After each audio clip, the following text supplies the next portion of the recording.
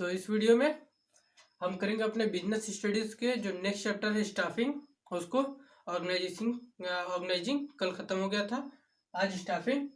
ठीक है, तो शुरू करते हैं। This is Hrithik Pandey, you are watching commerce community. Let's begin.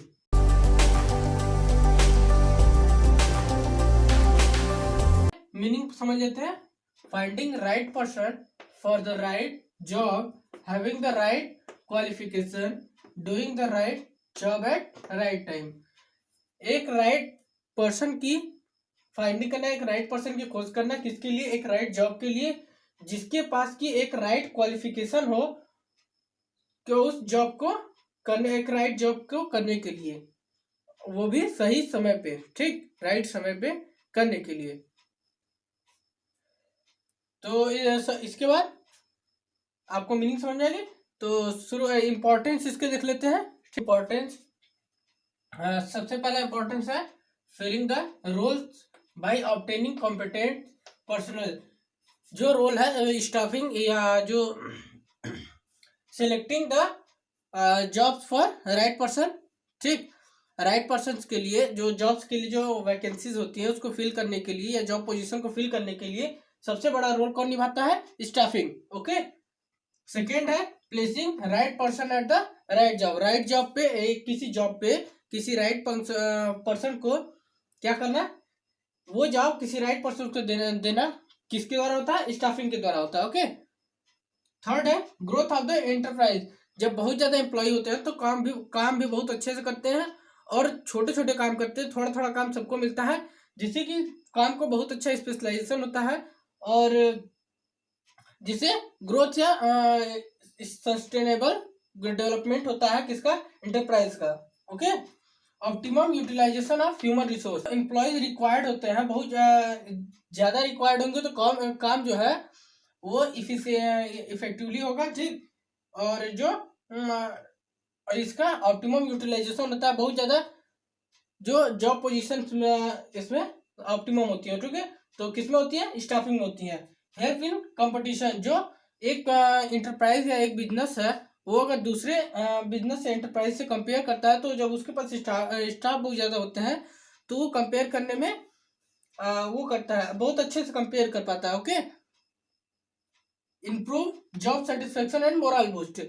जो स्टाफिंग होता है उससे क्या होता है? मोटिवेशन होता है, एक मोटिवेशन दिया जाता है। किस लिए मोटिवेशन दिया जाता है? जिससे उनकी जो प्रमोशंस है या ट्रांसफर है या कुछ इनोवेटिव कुछ हुआ तो उससे क्या होता है? एम्प्लॉयज का जो मोरल बूस्ट होता है, मोरल बूस्ट होने से वो काम बहुत अच्छे से करते हैं, ठीक।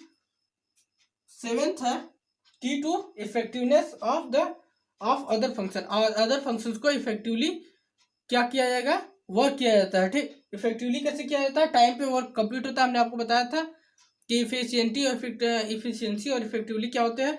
पिछली वीडियोस में नहीं देखा है तो डिस्क्रिप्शन बॉक्स में प्लेलिस्ट की लिंक है, देख लीजिए जाके। ओके।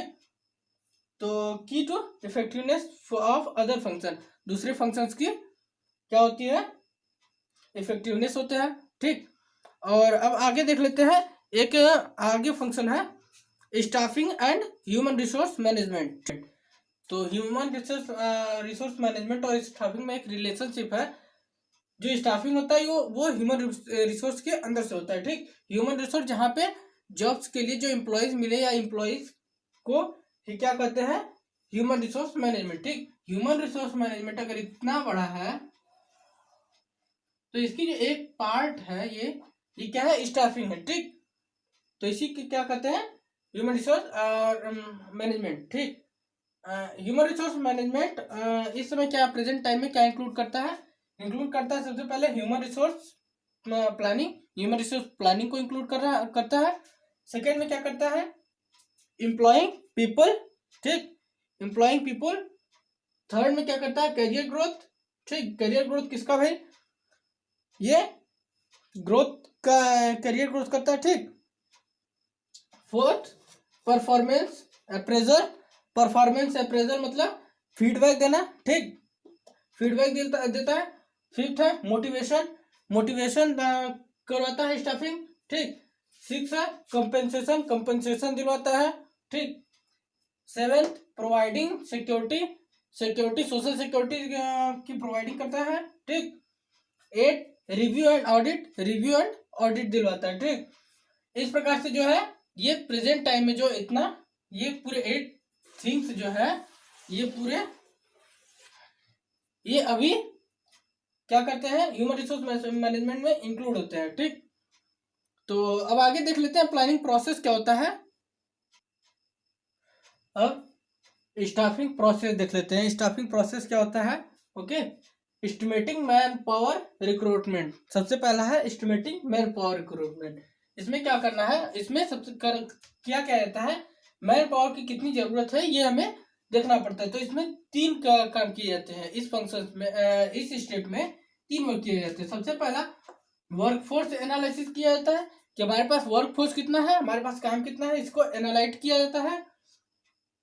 दूसरा क्या किया जाता है, वर्कलोड एनालाइज, हमारे पास वर्कलोड कितना है ये एनालिसिस किया जाता है, ठीक। और थर्ड है दोनों को कंपैरिजन करते हैं, उसके बाद जितना आता है जिस हिसाब से तो कितनी मैन पावर की जरूरत होती है वो निकल के आता है कंपैरिजन करने के बाद, ठीक। तो उसके बाद क्या करते हैं, उसके बाद रिक्रूटमेंट करते हैं जो सेकेंड प्रोसेस है रिक्रूटमेंट में क्या होता है, रिक्रूटमेंट मीन्स होता है एप्लीकेशन जारी करना, ठीक। एप्लीकेशन फॉर एम्प्लॉय या एप्लीकेशन फॉर जॉब, ठीक। थर्ड है एप्लीकेशन, जब एम्प्लॉयज जिनकी जरूरत होती है जो दे देते हैं एप्लीकेशन, उसके बाद क्या करते हैं, सिलेक्शन करते हैं उनमें से किसी एक का या जितना लोग चाहिए होते हैं उनका सिलेक्शन करते हैं, ठीक। भाई किस प्रकार से, टेस्ट देने के बाद, मॉक टेस्ट देने के बाद या इंटरव्यू देने के बाद, ठीक।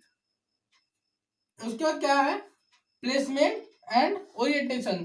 प्लेसमेंट मतलब होता है उनको एक जॉब दे देना, ठीक। उनकी केबिन या उनकी जो जॉब्स है उसको प्रोवाइड कराना। ओरिएंटेशन मीन्स होता है इंट्रोड्यूसिंग विथ अदर एम्प्लॉयज से इंट्रोड्यूस कराया जाता है कि भाई साहब ये है, ये इनकी ये सीट है, ये पोजीशन है, ये है, ठीक। उसके बाद क्या करते हैं, उसके बाद उनकी ट्रेनिंग की जाती है, ठीक। उसके बाद ट्रेनिंग दी जाती है, वर्क को किस प्रकार से करना है, क्या करना है, कैसे करना है, ठीक। उसके बाद क्या है, ट्रेनिंग के बाद डेवलपमेंट। जब ट्रेनिंग और डेवलपमेंट में ये अंतर है, जब एम्प्लॉय नया होता है तो ट्रेनिंग दी जाती है, और जब ओल्ड हो जाता है तो उसका डेवलपमेंट किया जाता है उससे बाय द प्रमोशन, ओके। और इंट्रोड्यूसिंग न्यू टेक्नोलॉजी, ठीक। तो डेवलपमेंट किया जाएगा। इस प्रकार से स्टाफिंग प्रोसेस होता है। ये जितनी प्रोसेस है ये पूरी ये लार्ज स्केल इंडस्ट्री के लिए है, ओके, लार्ज ऑर्गेनाइजेशन के लिए है,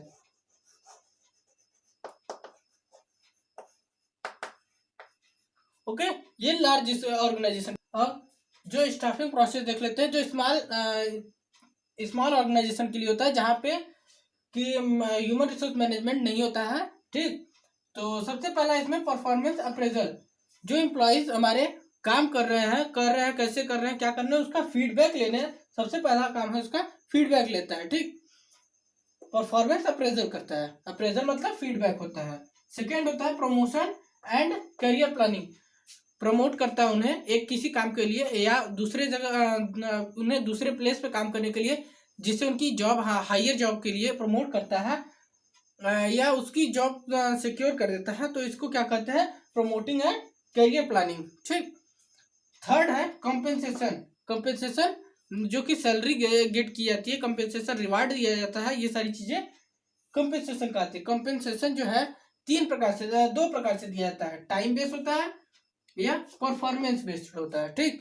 टाइम बेस्ड मतलब या तो मंथली दे दी जाएगी, जो उनकी सैलरी होती है या वेजेस होते हैं, सैलरी डे पे दिया जाता है या जो है मंथ पे, ईयरली, इस बेसिस पे दिया जाता है, ठीक।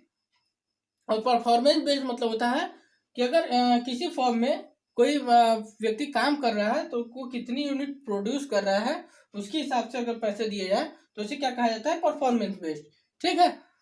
तो इसी प्रकार से जो ये इतना performance based appraisal, promotion and career planning, compensation, time based होता है और या तो परफॉर्मेंस बेस्ड होता है, ठीक। इतना आज के लिए बस इतना ही। अब जो वीडियो है वो कल आएंगी, ठीक है। तो आज इतना ही पढ़ लीजिए, अगर कोई कंफ्यूजन हो तो कमेंट कर दीजिएगा, ठीक है। तब तक के लिए कम्युनिटी की तरफ से थैंक्स अ लॉट, जय हिंद।